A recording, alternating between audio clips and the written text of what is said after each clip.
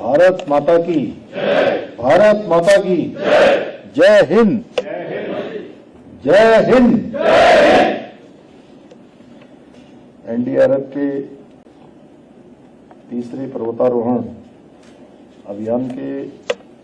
Flag of के अवसर पर मंच पर आसीन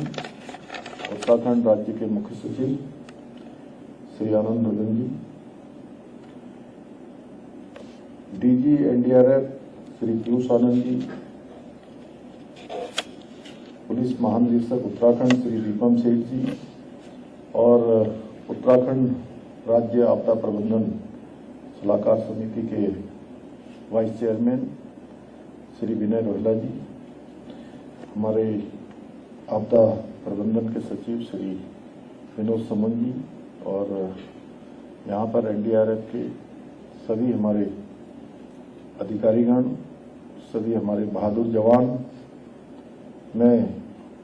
आज इस फ्लैग ऑफ के अवसर पर आप सभी के इस मुख्य सेवक सदन में आने पर,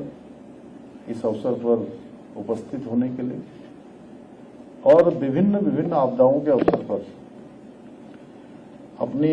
महत्वपूर्ण भूमिका निभाने वाले आप सभी राज्य रक्षकों का मैं आज मुख्य सेवक सदन में हृदय से स्वागत करता हूं, आप सबका अभिनंदन करता हूं। मुझे अत्यंत हर्ष की अनुभूति हो रही है कि हमारे एनडीआरएफ के साहसी जवान अपने तृतीय पर्वतारोहण अभियान के अंतर्गत हिमालय की ऊंचाइयों को छूने जा रहे हैं। चोटियों तक आप सब पहुंचेंगे। पहले से ही मैं आपको बहुत शुभकामनाएं देता हूं। जैसा अभी हम लोग देख रहे थे, यहाँ पर जो कुछ चित्र आपने दिखाए, और सच में इन चोटियों तक पहुंचना बहुत साहस का काम है। मैं तो डीजी साहब से पूछ रहा था कि कोई ऐसे भी तो नहीं है कि कहीं ड्यूटी लग गई हो और जाना है, तो मुझे बड़ा अच्छा लगा कि सब विलिंग से, अपनी इच्छा से और अपने साहस के स्वयं अपने उस पर जाने के लिए आप सब लोग तैयार हैं। साथियों, मुझे बताया गया है कि आप सभी इस अभियान में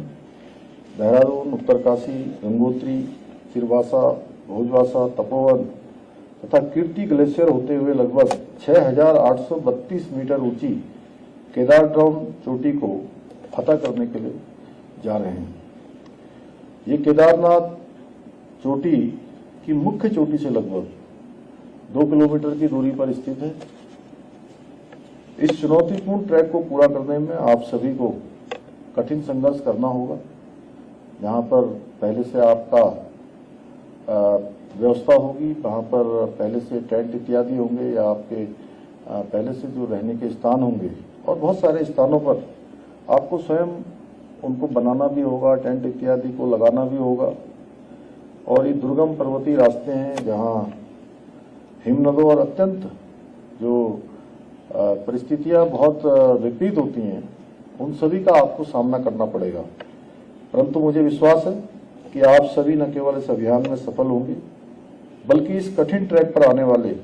अन्य जो हमारे पर्वतारोही हैं, उनके लिए भी एक मार्ग प्रशस्त करेंगे। आने वाले समय में उनके लिए भी एक पाथेय का काम आप सबके माध्यम से होगा। आप ये सोचकर अपनी इस यात्रा को आगे बढ़ाएंगे। मैं आप सभी को इस अभूतपूर्व यात्रा के लिए ढेरों शुभकामनाएं देता हूं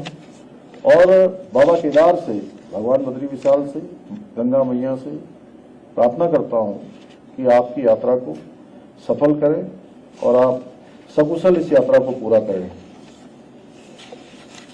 आदरणीय प्रधानमंत्री श्री नरेंद्र मोदी जी ने हमारे राज्य में साहसिक पर्यटन को बढ़ावा देने के लिए अभी इस वर्ष मां गंगा का मायका, जिसको मुखवा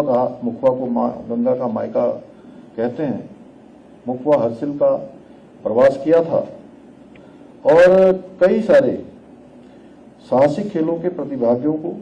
स्वयं वहां से फ्लैग ऑफ करके रवाना भी किया था। बहुत सारे हमारे विभिन्न विभागों के, विभिन्न हमारे सशस्त्र बलों के जवानों की जो टुकड़ियों को रवाना किया था, तो वो हमारी जो टुकड़ियां हैं वो हमारा जो पहले इनको पहला गांव नहीं कहा जाता था, जो हमारे सीमावर्ती गांव होते थे उन गांवों को अंतिम गांव कहा जाता था। आदरणीय प्रधानमंत्री श्री नरेंद्र मोदी जी जब माड़ा गांव में आए थे 2022 में, 21 अक्टूबर 2022 को, उन्होंने माड़ा गांव से ही कहा था कि अब ये माड़ा गांव, जिसको भारत का अंतिम गांव कहा जाता है, यह भारत का अंतिम गांव नहीं होगा। ये माड़ा सहित जितने भी ऐसे गांव हैं वो भारत के अब पहले गांव के नाम से जाने जाएंगे। पहले गांव से नाम से उनकी जो भी सुविधाएं होंगी, जो भी अवस्थापनाएं होंगी, जो भी विकास के काम होंगे, पहले गांव के रूप में उनको प्राथमिकता दी जाएगी। ऐसे ही नेलाम और जतन गांव के लिए भी उस दिन टोलियों को रवाना किया था। आदरणीय प्रधानमंत्री जी के मार्गदर्शन से, उनके सहयोग से हमारे राज्य को साहसिक खेलों और इको टूरिज्म के प्रमुख केंद्र के रूप में स्थापित करने के लिए भी हम निरंतर प्रयास कर रहे हैं। इसमें अनेक साहसिक खेल हैं और इस बार मैं आपको बताऊं कि जहां हमने हमारे राज्य के अंदर 38वें राष्ट्रीय खेलों का आयोजन हुआ, 38वें राष्ट्रीय खेलों के आयोजन में हमारे टिहरी में और शिवपुरी में और शारदा और काली नदी, जो हमारी भारत नेपाल की सीमा बनाती है, एक बड़ा स्थान है। आप सब लोगों में से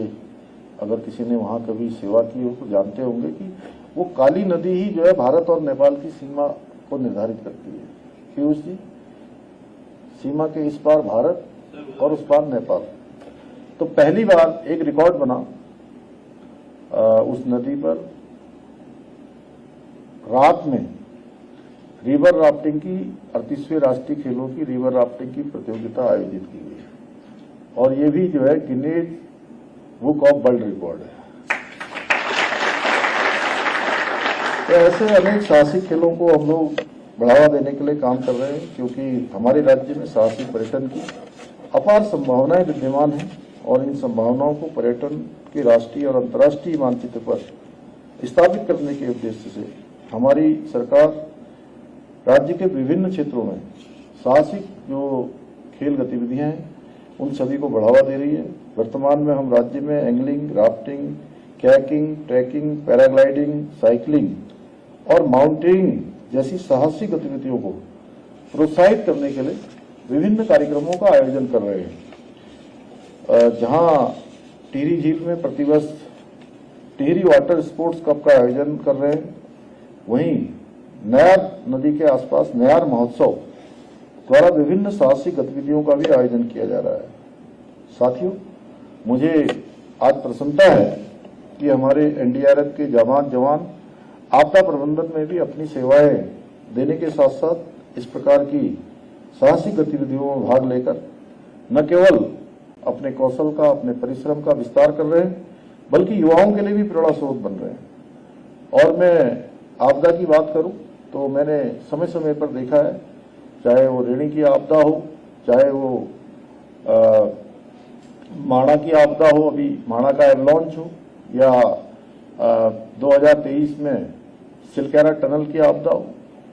या किसी समय भी चाहे कोई अतिवृष्टि हो, लैंडस्लाइड हो,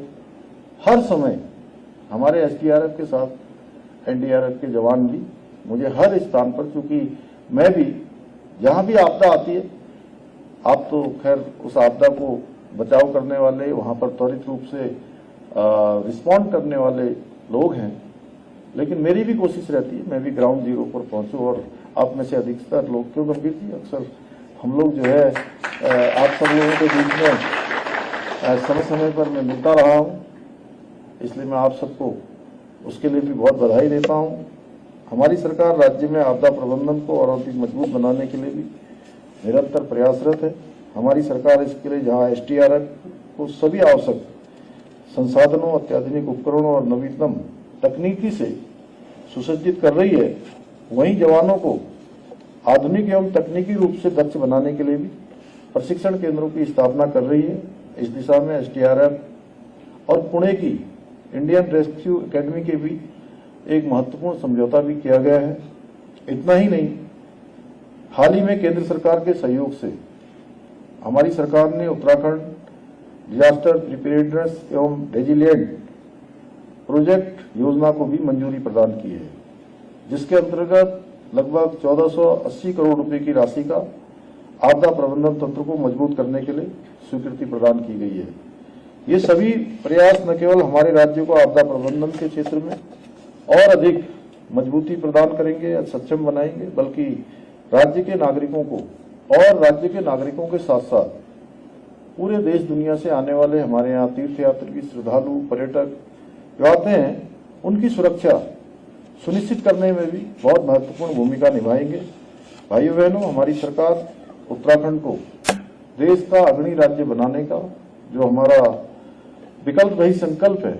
उस संकल्प को पूरा करने के लिए निरंतर कार्य कर रही है। मुझे विश्वास है कि हमारे इस संकल्प को साकार करने में आप सभी इसी प्रकार से अपना